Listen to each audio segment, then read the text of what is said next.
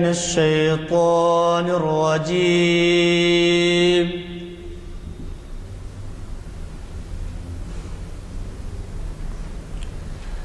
بسم الله الرحمن الرحيم.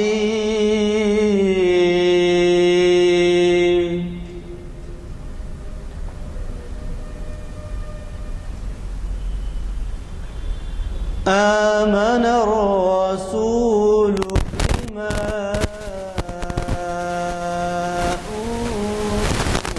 أنزل إليه من ربه والمؤمنون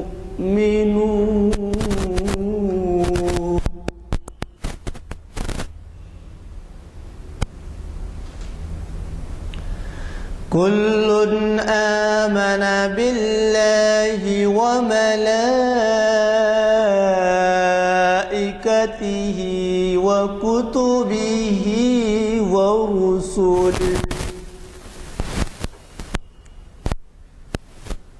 لا نفرق بين أحد من رسله وقالوا سمعنا وأطعنا غفرانك ربنا وإليك المصير.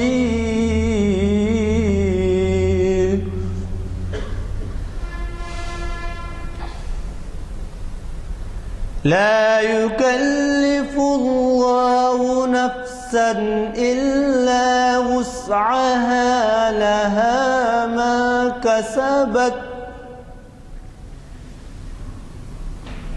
وعليها ما اكتسبت.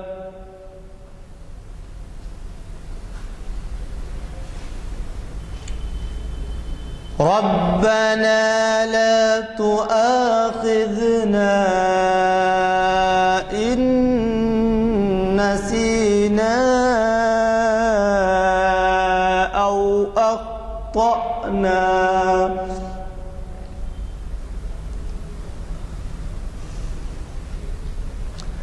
ربنا ولا تحمل علينا إصرا كما حملته على الذين من قبلنا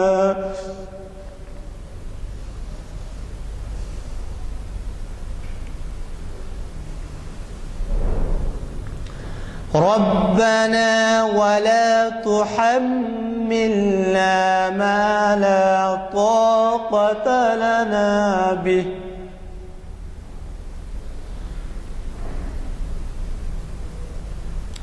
واعف عنا واغفر لنا وارحمنا أنت مولانا فانصرنا على القوم الكافرين.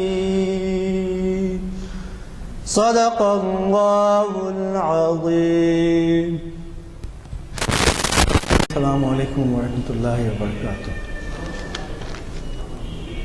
کانفرنس ہال مسجد عالیہ میں آپ سب کا دلی خیر مقدم ہے، جہاں آج محفل اقبال شناسی کی 742ویں نشست ابھی منعقد ہونے جا رہی ہے. ابھی خوش الہان قاری محمد شاہ نظر صاحب سے آپ نے کلام پاک سننے کی سعادت حاصل فرمائی. آج کی تاریخ 13 ربیع الاول 15 جنوری 2014 یہ محفل منعقد ہو رہی ہے.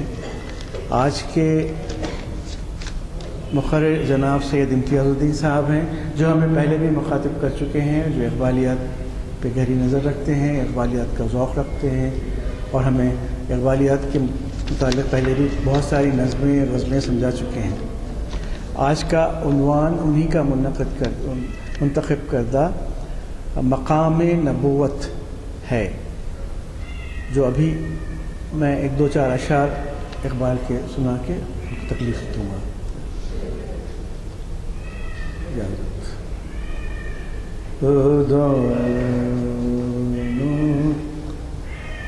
سبل ختم الرسل مولا کل جس نے وہ دانائے سبل ختم الرسل مولا کل جس نے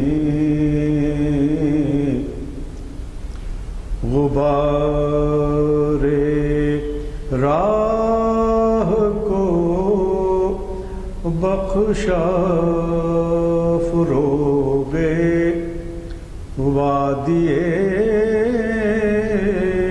سینا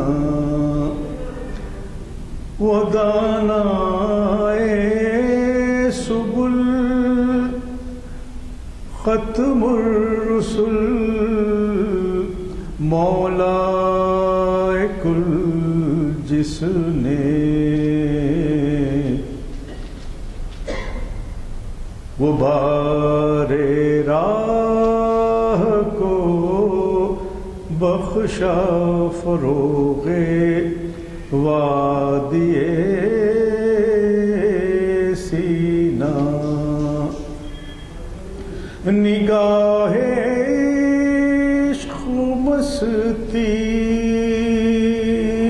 مستی میں وہی اول وہی آخر نگاہ عشق مستی میں وہی اول وہی آخر وہی قرآن وہی فرقان وہی یاسین وہی طہ نگاہ عشق مستی میں وہی اول وہی آخر وہی قرآن وہی فرقان وہی یاسین وہی طہ وہ دانائے سبل ختم الرسل مولا کل جس نے غبار راہ کو بخشا فروغ وادی سینا۔ میں گزارش کرتا ہوں علی جناب سید امتیاز الدین صاحب سے کہ ڈیس پر تشریف لائیں اور اپنی تقریر کا آغاز فرمائیں۔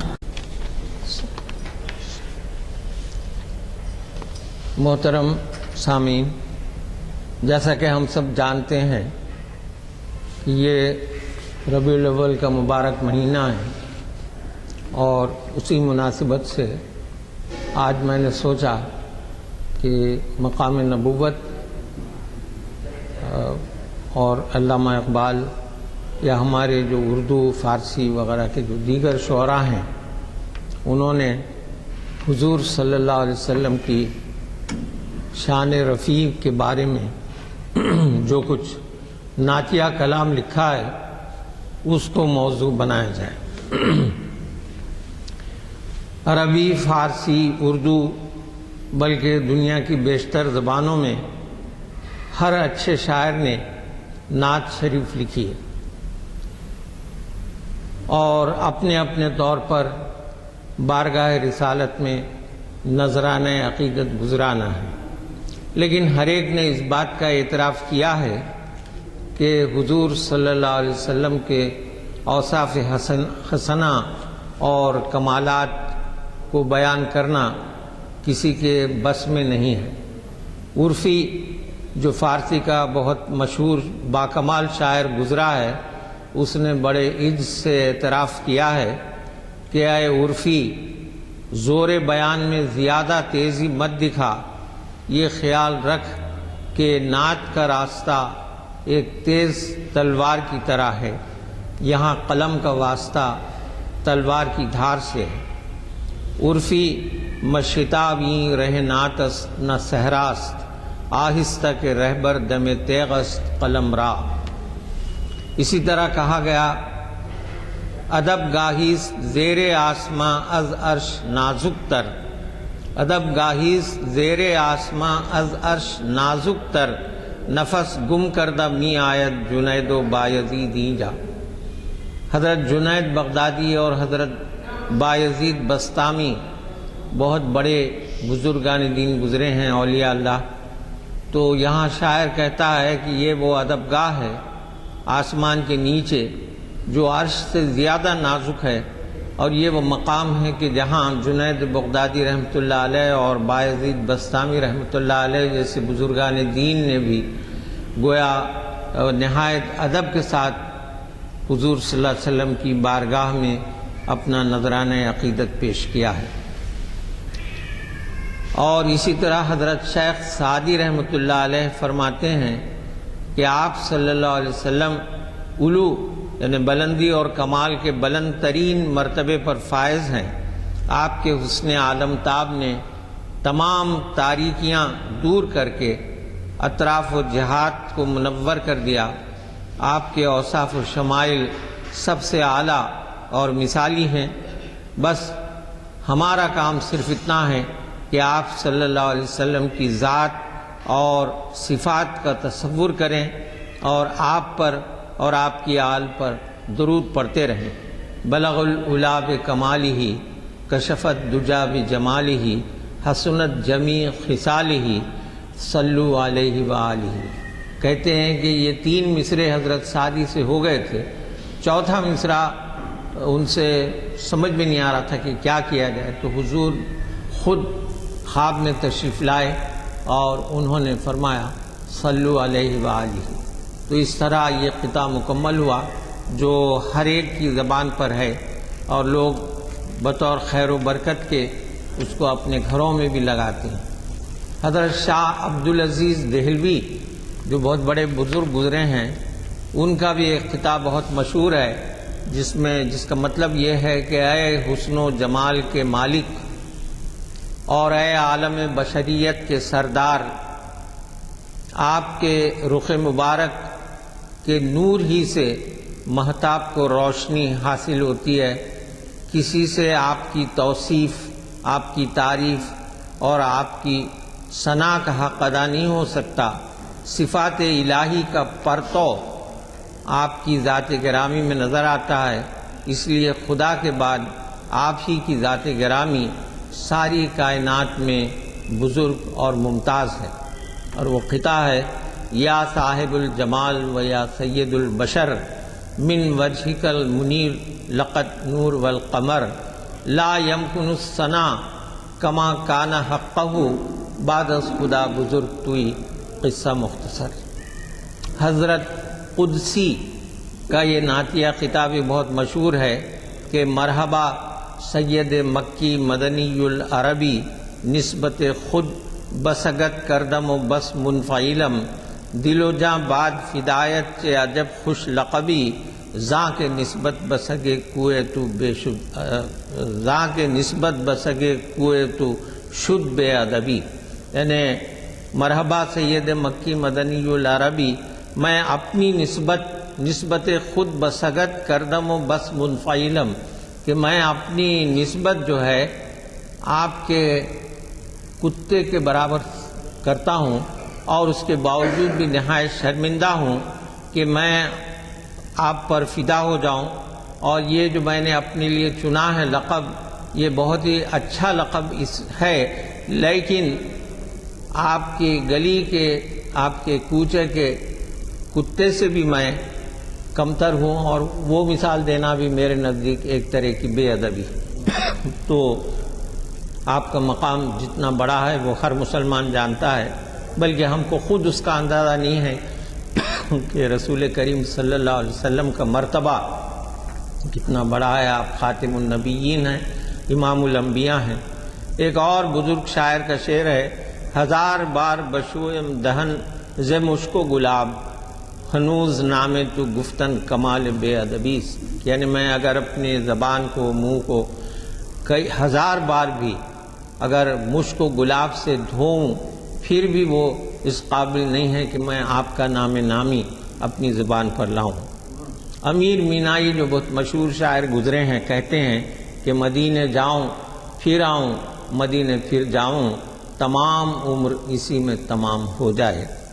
اصغر گونڈوی جو جگر صاحب کے استاد تھے، ان کا کہنا ہے کہ اگر خاموش رہوں میں تو ہی سب کچھ ہے، جو کچھ کہا تو تیرا حسن ہو گیا محدود. ایک اور شاعر نے کہا ہے کہ رخ مصطفیٰ ہے وہ آئینہ کہ اب ایسا دوسرا آئینہ. رخ مصطفیٰ ہے وہ آئینہ کہ اب ایسا دوسرا آئینہ، نہ ہماری بزم خیال میں نہ دکان آئینہ ساز میں. رخ مصطفیٰ ہے وہ آئینہ کہ اب ایسا دوسرا آئینہ، نہ ہماری بزم خیال میں نہ دکان آئینہ ساز میں. حیدرآباد کے مشہور شاعر شاستم کنت کہتے ہیں کہ آئینہ دار نور سراپا تمہیں تو ہو، پردہ خدا نے رکھ لیا جلوہ تمہیں تو ہو. کاسا ہے مختصر ادھر انعام بہروبر، دامن ہے تنگ دست کشادہ تمہیں تو ہو. مولانا ظفر علی خان کی ایک نعت ہے، اس کا شعر ہے کہ جلتے ہیں جبرائیل کے پر جس مقام پر، جلتے ہیں جبرائیل کے پر جس مقام پر، اس کی حقیقتوں کے شناسہ تمہیں تو ہو. محسن کاکور بھی ایک شاعر گزرے ہیں، تو ان کی ایک نعت ہے، یہاں میں اس کا ذکر اس لیے کر رہا ہوں کہ یہ بڑی انوکھی نعت ہے. یہ نعت شروع اس طرح ہوتی ہے کہ کوئی سمجھ بھی نہیں سکتا کہ یہ نعت ہے. اس میں گویا ہندوستانی ماحول اور کفر و شرک کا ماحول بتلایا گیا ہے، اور اس کے بعد یہ نعت اس طرح آگے بڑھتی ہے کہ اسی کفر و شرک کے ماحول سے گویا ایک شاعر جو ہے وہ توحید کا پرچم بلند کرتے ہوئے نکلتا ہے اور پھر حضور صلی اللہ علیہ وسلم کی تعریف میں قصیدہ کہتا ہے. تو نعت شروع اس طرح ہوتی ہے کہ سمت کاشی سے چلا جانب متھرا بادل، سمت کاشی سے چلا جانب متھرا بادل، برق کے کاندھے پہ لاتی ہے صبا گنگا جل. تو یوں سمجھ میں آتا ہے کہ یہ پتہ نہیں کیا چیز ہے. تو اس کے بعد یہ ہوتا ہے کہ مہر توحید کے ذو اوج شرف کا مہ نو، مہر توحید کی ذو اوج شرف کا مہ نو، شمع ایجاد کی لو بزم رسالت کا کنول. شمع ایجاد کی لو یعنی جب کائنات کی ابتدا ہوئی تو سب سے پہلے حضور صلی اللہ علیہ وسلم کا نور تخلیق ہوا. تو بزم ایجاد یعنی کوئی نئی چیز جب شروع ہوتی تو بزم ایجاد کی لو بزم رسالت کا کنول، نہ کوئی اس کا مشابہ، نہ کوئی اس کا مشابہ ہے، نہ ہمسر نہ نظیر، نہ کوئی اس کا مماثل نہ مقابل نہ بدل. مرجع روح امی زیب دہ عرش بری، حامی دین متیں ناسخ ادیان و ملل. منتخب نسخہ وحدت کا یہ تھا روز ازل کہ نہ احمد کا ہے ثانی نہ احد کا اول. آرزو ہے کہ رہے دھیان تیرا تا دم مرگ، شکل تیری نظر آئے مجھے جب آئے اجل. روح سے میری کہیں پیار سے، روح سے میری کہیں پیار سے یوں اسرائیل کہ میری جان مدینے کو جو چلتی ہو تو چل. دم مردن یہ اشارہ ہو، دم مردن پہ اشارہ ہو شفاعت کا میری، فکر فردا کی نہ کر دیکھ لیا جائے گا کل. صف محشر میں تیرے ساتھ ہو تیرا مداح، یعنی شاعر اپنی آرزو بیان کرتا ہے کہ صف محشر میں تیرے ساتھ ہو تیرا مداح، ہاتھ میں ہو یہی مستانہ قصیدہ یہ غزل، کہیں جبریل اشارے سے کہ ہاں بسم اللہ، سمت کاشی سے چلا جانب متھرا بادل. تو نعت تو ویسے کافی طویل ہے، لیکن میں نے اس سے کچھ اشعار آپ کو سنائے۔ خود مولانا حالی کی جو مناجات ہے وہ بھی بہت ہی عمدہ ہے، جس میں انہوں نے مسلمانوں کی حالت پر نہایت افسوس کا اظہار کرتے ہوئے حضور سے عرض کیا ہے کہ مسلمانوں کی حالت کے بدلنے کے لیے دعا کیجیے کہ اے خاصان رسول، وقت دعا ہے، امت پہ تیری آ کے عجب وقت پڑا ہے، وہ دین ہوئی بزم جہاں جس سے چراغاں، اب اس کی مجالس میں نہ بتی ہے نہ دیا ہے، اب اس کی مجالس میں نہ بتی نہ دیا ہے، تدبیر سنبھلنے کی ہمارے نہیں کوئی، ایک تیری دعا ہے، ایک دعا تیری کہ مقبول خدا ہے۔ اور مقام رسالت سمجھنے کے لیے ہمیں اقبال کی رموز بے خودی کا مطالعہ بہت ہی مددگار ثابت ہوگا۔ تو رموز بے خودی میں اقبال نے مقام نبوت یا مقام رسالت کے بارے میں کہا ہے، چنانچہ اس کے چند اشعار سے آپ کو یہ بات سمجھ میں آئے گی۔ شروع میں اقبال یہ کہتے ہیں کہ تارک آفل براہیم خلیل، انبیاء را نقش پائے او دلیل۔ یعنی اقبال کہتے ہیں تارک آفل، سورہ انعام میں اللہ تعالیٰ نے ذکر فرمایا ہے کہ جب ابراہیم علیہ السلام کو تلاش حق ہوئی کہ آخر میرا خدا کون ہے، اللہ کہاں ہے، تو سب سے پہلے انہوں نے ایک ستارے کو دیکھا، اور جب ستارے کو انہوں نے دیکھا چمکدار ہے تو انہوں نے خیال کیا کہ یہ چمکدار چیز شاید خدا ہے، لیکن جب ستارہ ڈوب گیا تو انہوں نے کہا کہ میں ڈوبنے والی چیزوں کی پرستش نہیں کرتا، اس کی محبت نہیں کرتا، لا یحب العافلین، عافل بولتے ہیں ڈوبنے والے، تو میں ڈوبنے والے چیز کی پرستش نہیں کرتا۔ پھر انہوں نے چاند کو دیکھا اور یہ ذرا بڑا اور چمکدار تھا، تو انہوں نے کہا کہ شاید یہ خدا ہو۔ تو پھر جب چاند بھی ڈوب گیا تو انہوں نے کہا کہ اگر اللہ مجھے قدم قدم پر میری رہنمائی نہ کرے تو میں گمراہ ہو جاؤں۔ پھر انہوں نے سورج کو دیکھا کہ بہت چمکدار ہے، بہت بڑا ہے، تو انہوں نے کہا کہ شاید یہ خدا ہے۔ جب سورج بھی ڈوب گیا تو انہوں نے کہا کہ میں اس شرک سے بیزار ہوں، اور اس کے بعد وہ مشہور آیت ہے جو ہم ہر نماز میں شروع میں پڑھتے ہیں رکعت باندھنے سے پہلے، انی وجہت وجہی للذی فطر السماوات والارض وما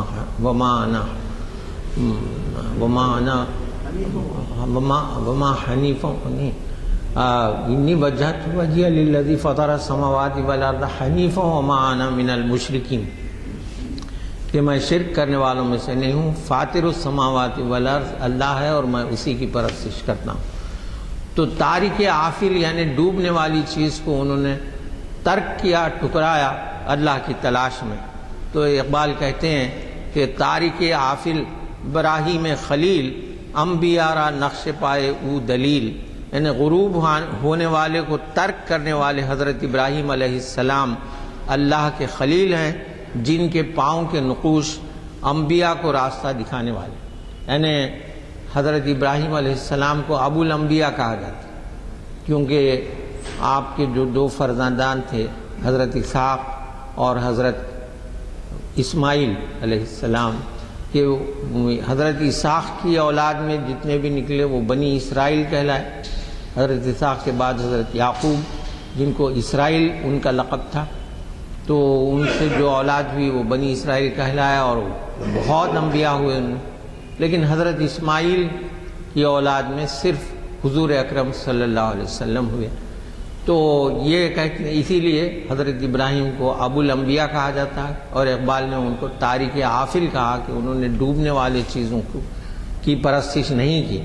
حق تعالی پیکر ما آفرید وز رسالت در تنیما جان دمید، یعنی اللہ تعالیٰ نے ہماری ملت کا ڈھانچہ پیدا فرمایا اور رسالت کی وجہ سے ہمارے وجود میں روح پھونکی گئی، یعنی بغیر رسالت کے گویا ایک بے جان چیز تھی ہمارا جسم۔ حرف بے صوت اندری عالم بدیم، از رسالت مصرع موضوع شدیم، یعنی ہم اس دنیا میں بے آواز حرف کی طرح تھے، اللہ نے رسالت کی وجہ سے ہم کو ایک موضوع مصرع بنا دیا۔ ماز حکم نسبت او ملتیم، اہل عالم را پیام رحمتیم۔ ہم رسول کریم صلی اللہ علیہ وسلم کی نسبت سے ایک ملت ہیں اور دنیا والوں کے لیے پیام رحمت ہے، کیونکہ آپ خود صلی اللہ علیہ وسلم رحمت للعالمین ہیں۔ قلب مومن را کتابش قوت است، حکمتش حبل الورید ملت است۔ یعنی جو مومن کا دل ہے، آپ پر نازل شدہ کتاب یعنی قرآن کریم مومن کے دل کی قوت ہے، اور آپ کی حکمت ملت کے لیے شہرگ کی طرح ہے، یعنی جو انسان کے جسم کی سب سے اہم رگ ہوتی ہے شہرگ۔ پس خدا برما شریعت ختم کرد، بر رسول ماں رسالت ختم کرد، یعنی خدا نے ہم پر شریعت ختم کر دی اور ہمارے رسول صلی اللہ علیہ وسلم پر رسالت ختم ہو گئی۔ رونق از ماں محفل ایام را، او رسول را ختم ماں اقوام را، یعنی اب زمانے کی مجلس میں رونق ہمارے دم ہی سے رہے گی۔ ہمارے رسول صلی اللہ علیہ وسلم رسولوں کے خاتم تھے، ہم قوموں کے خاتم ہیں، یعنی ہمارے بعد یہ کوئی اور حضور کے بعد کوئی اور نبی آنے والا نہیں ہے، اور اس امت کے بعد کوئی اور امت ہونے والی نہیں ہے۔ رسالت محمدیہ کا نسب العین کیا ہو، اس کے بارے میں اقبال کہتے ہیں کہ بود انسان در جہاں انسان پرست، ناقص و نابود مند و زیر دست، یعنی انسان دنیا میں انسانوں کو پوجتے تھے، ان کی کوئی حیثیت باقی نہیں تھی، وہ عاجز اور درماندہ تھے۔ سطوت کسرا و قیصر رہزنش، بندھا در دست و پاؤ گردنش، یعنی کسرا اور قیصر کے جیسے بادشاہوں کا دبدبہ انسانیت کو لوٹ رہا تھا، ان کے ہاتھوں پاؤں اور گردنوں میں بندھن پڑے ہوئے تھے۔ اور جب حضور صلی اللہ علیہ وسلم کی بعثت ہوئی، آپ کی رسالت کی برکت سے تا امین حق بحق داراں سپرد، بندگاراں مسند خاقاں سپرد، یعنی حق داروں کو ان کے حق مل گئے۔ جن لوگوں کو مختلف اشخاص غلام بنائے بیٹھے تھے، انہیں بادشاہی کی مسند عطا ہوئی۔ یعنی خود جانتے ہیں ہم لوگ کہ یہ کہا جاتا ہے کہ ایسے گویا نہایت غریب تھے تمام صحابہ، لیکن رفتہ رفتہ وہ زمانہ بھی آیا خود یعنی حضور صلی اللہ علیہ وسلم کی آخری دنوں میں اور پھر آپ کے وصال کے بعد بھی کہ صحابہ کے یعنی ان کی حالت اتنی مالی اچھی ہو گئی تھی کہ ریشم کی دستیوں سے کبھی ناک بھی پہنچتی تھی، یعنی خوشحالی کا یہ عالم ہو گیا تھا۔ اور پھر مساوات کا درس جو اسلام نے دیا، خود اس بات کا ثبوت ہے کہ اس نے غلامی کی بندھنوں کو توڑنے کا کام شروع کیا۔ یعنی ورنہ آپ دیکھیے کہ 18ویں سے 19ویں صدی تک بھی امریکہ جیسے ملک میں غلامی تھی، لیکن اسلام نے غلامی کو ناپسند کیا اور چنانچہ غلاموں کو آزاد کرنا کار ثواب ٹھہرایا۔ یعنی غلامی نہایت ناپسندیدہ چیز تھی اور غلاموں کو آزاد کرنا کار ثواب تھا۔ خود حضرت بلال ابتدا میں غلام تھے، لیکن جب آپ آزاد ہوئے تو حضرت عمر، حضرت ابو بکر جیسے اکابر صحابہ ان کو سیدنا بلال کہہ کر پکارتے تھے۔ تو یہ جو مساوات اور یہ عالمی برادری جو قائم ہوئی وہ حضور صلی اللہ علیہ وسلم کی بعثت کے بعد قائم ہوئی۔ قوت او ہر کوہن پیکر شکست، نو انسان را حصار تازہ بست، یعنی رحمت عالم صلی اللہ علیہ وسلم نے ہر پرانے ڈھانچے کی قوت توڑ دی اور عالم انسانیت کے اطراف ایک نیا حصار حفاظت قائم فرما دیا۔ امت از گرمی حق سینہ تاب، ذرہ اش شمع حریم آفتاب، یعنی اس امت نے حق کی حرارت سے سینہ گرما رکھا تھا، اس کا ایک ذرہ سورج کے گھر کے لیے شمع کی حیثیت رکھتا تھا۔ کل مومن اخوتن اندر دلش، حریت سرمائے آب و گلش، یعنی اس امت کے دل میں یہ پیام پیوست ہو گیا کہ تمام مومن بھائی بھائی ہیں اور آزادی اس کے آب و گل کا سرمایہ تھی۔ یعنی جیسا کہ آپ جانتے ہیں کہ حضور صلی اللہ علیہ وسلم جب مکہ شریف سے مدینہ تشریف لائے تو آپ نے پہلا کام یہ کیا کہ ایک انصاری اور ایک مہاجر کو بھائی بھائی بنا دیا۔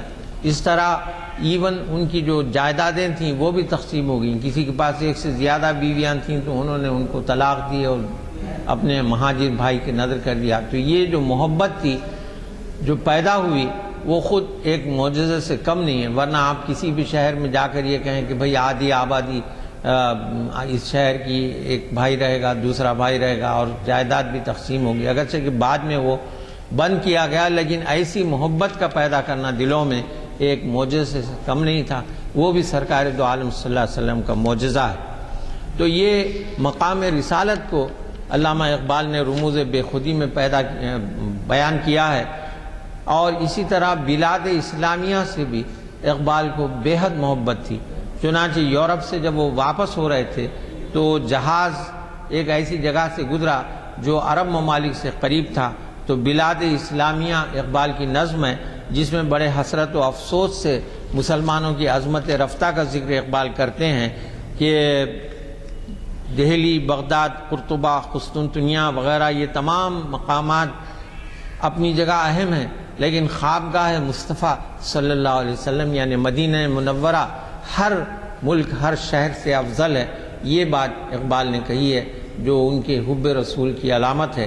وہ زمیں ہے تو مگر اے خوابگاہ مصطفیٰ، عید ہے کعبے کو تیری حج اکبر سے سوا، خاتم ہستی میں تو تاباں ہے مانند نگی، کی ولادت گاہ تھی تیری زمین، تجھ میں راحت اس شہنشاہ معظم کو ملی. اقبال کہتے ہیں مدینہ کو خطاب کر کے کہ اس شہر میں آپ کو راحت ملی، کیونکہ مکہ شریف میں تو بہت آپ نے تکالیف اٹھائیں. جب مدینہ تشریف لائے تو یہاں پر بھی اگرچہ کہ منافقین تھے لیکن آپ کو ایک لحاظ سے راحت ملی، اور یہیں سے آپ نے گویا اسلام کو پھیلانے کا کام زیادہ اعلیٰ پیمانے پر کیا کہ تجھ میں راحت اس شہنشاہ معظم کو ملی جس کے دامن میں اما اقوام عالم کو ملی، نام لیوا جس کے شاہنشاہ عالم کے ہوئے، جانشین قیصر کے وارث مسند جم کے ہوئے، نیت اسلام پابند مقام، ہند ہی بنیاد ہے اس کی، نہ فارس ہے نہ شام. یعنی ساری دنیا کے لیے اسلام ہے، کسی ایک ملک میں یہ صرف دیش ہے مسلم کا تو، ماوا ہے تو، نقطۂ جاذب تاثر کی شعاؤں کا ہے تو. یعنی ساری دنیا کا اگر فوکل پوائنٹ ہے تو اقبال کہتے ہیں کہ وہ مدینہ ہے. جب تلک باقی ہے تو دنیا میں باقی ہم بھی ہیں، صبح ہے تو اس چمن میں گوہر شبنم بھی ہیں. اقبال کو حجاز مقدس اور روضہ اطہر کی زیارت کا بڑا اشتیاق تھا. چنانچہ وہ کہتے ہیں ہوا ہو ایسی کہ ہندوستان سے اے اقبال، اڑا کے مجھ کو غبار رہے حجاز کرے. تو اقبال کے دل میں بڑی آرزو تھی کہ وہ سفر کریں حجاز کا، لیکن ڈاکٹرز ان کو اجازت نہیں دیتے تھے. اس کے باوجود بھی انہوں نے اپنا سامان سفر حج کے لیے تیار کر لیا تھا. چنانچہ ارمغان حجاز جو ان کی آخری کتاب ہے جو نومبر 1938 میں چھپی ان کے انتقال کے بعد، اس میں اقبال کہتے ہیں کہ بئیں پیری رہے اسرب گرفتم، نوا خاں از سرور عاشقانہ، چواں مرغے کے در صحرا سر شام، کشاید پر بفکر آشیانہ. کہ میں اس بڑھاپے میں اور اس کمزوری میں مکے کی طرف روانہ ہوتا ہوں، اور میں اپنے بڑے عجیب عاشقانہ انداز سے میں پڑھ رہا ہوں اور اپنا کلام سنا رہا ہوں، اور میری حالت ایک ایسے پرندے کی سی ہے جو جنگل میں ہے اور سر شام اپنے پر پھیلا کر آشیانے کی طرف روانہ ہو رہا ہے. اور اس کے بعد وہ گویا پورے سفر کی کیفیت بیان کرتے ہیں کہ غم راہی نشاط آمیز تر کن، فغانش را جنون انگیز تر کن، کہ بغیر سارباں راہ درازے، میرا سوزے جدائی تیز تر کن. یعنی وہ تصور کرتے ہیں کہ ایک گاڑی چلانے والا گاڑی چلا رہا ہے اور وہ اقبال اس سے کہتے ہیں کہ میں ایک ایسا مسافر ہوں کہ اگر یہ راستہ اور لمبا ہو تو مجھے اور مسرت ہوگی، اور اے سارباں، اے گاڑی چلانے والے، اس راستے کو لمبا کر تاکہ میرے دل میں جو جدائی کی جو سوز ہے جدائی کا وہ اور زیادہ ہو جائے. شب ہندی غلامہ راں سحر نیس، بئیں خاک آفتاب را گزر نیس. یعنی ہندوستانی مسلمانوں کی رات ختم ہو کر صبح کے آثار نہیں، اس خاک پر سورج کا گزر بھی نہیں۔ بما کن گوشہ چشمے کے در شرق، مسلمان زماں بیچارہ تر نیس، یعنی ہم پر چشم کرم کیجئے کیونکہ مشرق میں مسلمانوں سے زیادہ بیچاری قوم اور کوئی نہیں۔ یہ حضور سے دعا کرتے ہیں، حضور ملت بیضا تپیدم، نوائے دل گداز آفریدم، ادب گویت سخن را مختصر گوئے، تپیدم آفریدم آرمیدم، کہ میں ملت بیضا کے حضور تڑپتا رہا، میں نے ایک دل گداز آواز تخلیق کی۔ ادب کا تقاضا یہ ہے کہ بات کو مختصر کیا جائے، تو یوں کہیے کہ میں تڑپا، میں نے تخلیق کیا اور میں چل بسا۔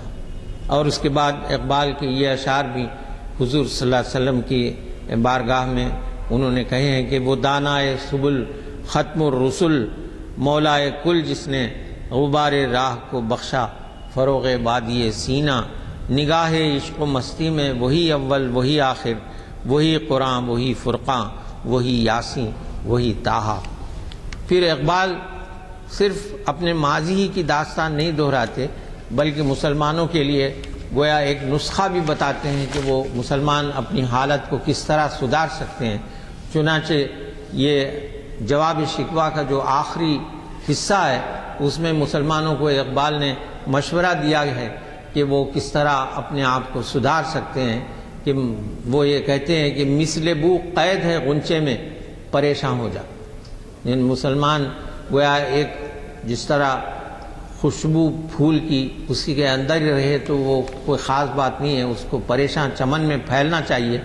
مثل بو قید ہے غنچے میں پریشان ہو جا، رخت بردوش ہوئے رخت بردوش ہوائے چمنستاں ہو جا، ہے تنک مایا تو ذرے سے بیاباں ہو جا، نغمہ موج سے ہنگامہ طوفاں ہو جا، قوت عشق سے ہر پست کو بالا کر دے، دہر میں اس میں محمد سے اجالا کر دے صلی اللہ علیہ وسلم۔ ہو نہ یہ پھول تو بلبل کا ترنم بھی نہ ہو نہ یہ پھول تو بلبل کا ترنم بھی نہ ہو، چمن دہر میں کلیوں کا تبسم بھی نہ ہو، یہ نہ ساقی ہو تو پھر میں بھی نہ ہو، خم بھی نہ ہو، بزم توحید بھی دنیا میں نہ ہو، تم بھی نہ ہو، خیمہ افلاک کا استادہ اسی نام سے ہے۔ یعنی حضور صلی اللہ علیہ وسلم کی تعریف میں خیمہ افلاک کا یعنی آسمانوں کا جو ڈیرا ہے، خیمہ افلاک کا اس استادہ یعنی کھڑا ہوا اسی نام سے ہے، نبض ہستی تپش آمادہ اسی نام سے ہے۔ یعنی نبض ہستی میں جو حرارت اور گرمی ہے وہ حضور صلی اللہ علیہ وسلم کے نام نامی سے ہے۔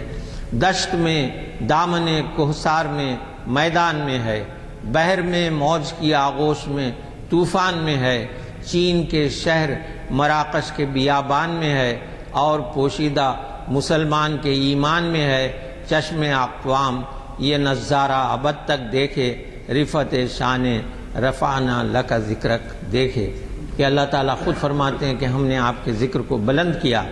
مردم چشم زمیں یعنی وہ کالی دنیا، افریقہ کا ذکر ہے جہاں سے حضرت بلال آئے۔ مردم چشم زمیں یعنی وہ کالی دنیا، وہ تمہارے شہداء پالنے والی دنیا، گرمی مہر کی پروردہ ہلالی دنیا، عشق والے جسے کہتے ہیں بلالی دنیا، تپش اندوز ہے اس نام سے پارے کی طرح، غوطہ زن اس میں غوطہ زن آنکھ کے تارے کی طرح، عقل ہے تیری سپر عشق ہے شمشیر تیری، عقل ہے تیری سپر عشق ہے شمشیر تیری، میرے درویش خلافت ہے جہانگیر تیری۔ یعنی اگر آپ رسول اکرم صلی اللہ علیہ وسلم کا اتباع کریں اور ان کی سنت پر عمل کریں تو یہ ساری دنیا کی خلافت آپ کو مل سکتی ہے۔ ماں صرف اللہ کے لیے آگ ہے تکبیر تیری، یعنی اللہ اکبر اگر تو گئے مسلمان تو جو بھی غیر اللہ ہے وہ ختم ہو جا سکتا ہے، تو مسلمان ہو تو تقدیر ہے تدبیر تیری، یعنی جو تدبیر بھی تو کرے گا وہی اللہ کی طرف سے تقدیر بن جائے گی۔ کی محمد سے وفا تو نے تو ہم تیرے ہیں، یہ جہاں چیز ہے کیا لوح و قلم تیرے ہیں۔ اقبال حضور کی شان میں عرض کرتے ہیں کہ اگر آپ نہ ہوتے تو لوح بھی نہ ہوتی۔ لوح یعنی اللہ تعالیٰ نے جو پوری کائنات کی تاریخ کیا کیا ہونے والا ہے جو آپ نے لوح محفوظ میں رقم فرما دی ہے، تو لوح بھی نہ ہوتا، اگر حضور صلی اللہ علیہ وسلم کی ولادت باسعادت نہ ہوتی تو لوح بھی نہ ہوتا، قلم بھی نہ ہوتا، کتاب بھی نہ ہوتی۔ یہ پھیلا ہوا وسیع و عریض آسمان آپ کی ذات بابرکات کے سامنے ایک حباب، ایک بلبلے سے زیادہ نہیں۔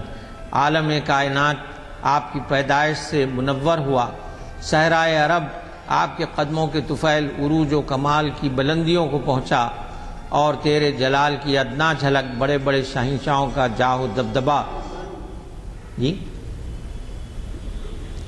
آپ کے جلال اور دبدبے کے سامنے شہنشاہوں کا دبدبا کچھ نہیں، اور آپ کے جمال کی جو ادنا جھلک ہے وہ آپ کا فقر ہے۔ بڑے بڑے اولیاء اللہ کو فقر کی توفیق ہوئی، اور آپ کا عشق، آپ کا شوق زیارت میری زندگی کا حاصل ہے۔ اس بات کو اقبال نے ذوق و شوق میں بیان کیا ہے کہ لوح بھی تو، قلم بھی تو، تیرا وجود الکتاب، گنبد آبگینہ رنگ، یعنی آسمان کو اقبال کہتے ہیں کہ گنبد آبگینہ رنگ، تیرے محیط میں حباب، محیط بولتے ہیں سرکمفرنس، یعنی آپ کے احاطے میں آسمان بھی محض ایک بلبلے کی طرح ہے۔ عالم آب و خاک میں تیرے ظہور سے فروغ، ذرہ ریگ کو دیا تو نے طلوع آفتاب۔ ذرہ ریگ یعنی عرب کی جو زمین ہے اس کو آپ نے آفتاب تک پہنچا دیا۔ شوکت سنجر و سلیم، جو بہت بڑے بادشاہ تھے، شوکت سنجر و سلیم تیرے جلال کی نمود، فقر جنید و بایزید تیرا جمال بے نقاب۔ شوق تیرا اگر نہ ہو میری نماز کا امام، میرا قیام بھی حجاب، میرا سجود بھی حجاب۔ تیری نگاہ ناز سے دونوں مراد پا گئے، عقل غیاب و جستجو، عشق حضور و اضطراب۔ یعنی اقبال صرف ماضی کے نہیں، حال اور مستقبل کے بھی شاعر ہیں، اور آج مسلمان جس حالت سے دوچار ہے، ساری دنیا میں جو کچھ بھی مسلمانوں کا حال ہو رہا ہے، شام دیکھیے، فلسطین دیکھیے، افغانستان دیکھیے، دوسرے ممالک دیکھیے، ایسے میں حالانکہ اقبال کا جو کلام ہے وہ تقریباً 80 سال پہلے انہوں نے کہا تھا، لیکن آج بھی وہ باتیں بالکل صحیح نظر آتی ہیں۔ چنانچہ ان کی ایک چھوٹی سی نظم سنا کر میں اپنی بات ختم کرتا ہوں، جس میں اقبال ایک سوال کرتے ہیں حضور صلی اللہ علیہ وسلم سے، اور اس نظم کا عنوان ہے اے روح محمد۔ اقبال کہتے ہیں کہ شیرازہ ہوا ملت مرحوم کا ابتر، مرحوم بولتے ہیں جس پر رحمت نازل ہوئی، تو شیرازہ ہوا ملت مرحوم کا ابتر، اب تو ہی بتا، حضور صلی اللہ علیہ وسلم سے سوال ہے کہ اب تو ہی بتا تیرا مسلمان کدھر جائے۔ وہ لذت آشوب نہیں بحر عرب میں، پوشیدہ جو ہے مجھ میں وہ طوفان کدھر جائے۔ ہر چند ہے بے قافلہ و راحلہ و زاد، راحلہ بولتے ہیں سواری کو، قافلہ تو کیروان کے معنی میں ہے، زاد بولتے ہیں توشے کو۔ ہر چند ہے بے قافلہ و راحلہ و زاد، اس کوہ بیاباں سے ہدی خان کدھر جائے۔ اس راز کو اب فاش کرے روح محمد، آیات الہی کا نگہبان کدھر جائے۔ وآخر دعوانا ان الحمدللہ۔ اعوذ باللہ من الشیطان الرجیم، بسم اللہ الرحمن الرحیم، الحمدللہ رب العالمین، اللہم صلی علی سیدنا و مولانا محمد وعلی آل سیدنا و مولانا محمد وبارک وسلم۔ ربنا آتنا فی الدنیا حسنۃ وفی الآخرۃ حسنۃ وقنا عذاب النار۔ ربنا اغفر لی ولوالدی وللمؤمنین یوم یقوم الحساب۔ جزا اللہ عنا محمدا ما هو اہلہ صلی اللہ علیہ وسلم، وصلی اللہ تعالی علی خیر خلقہ سیدنا و مولانا شفیعنا و نبینا و حبیبنا محمد وآلہ واصحابہ وازواجہ وذریاتہ واہل بیتہ اجمعین وسلم تسلیما کثیرا کثیرا۔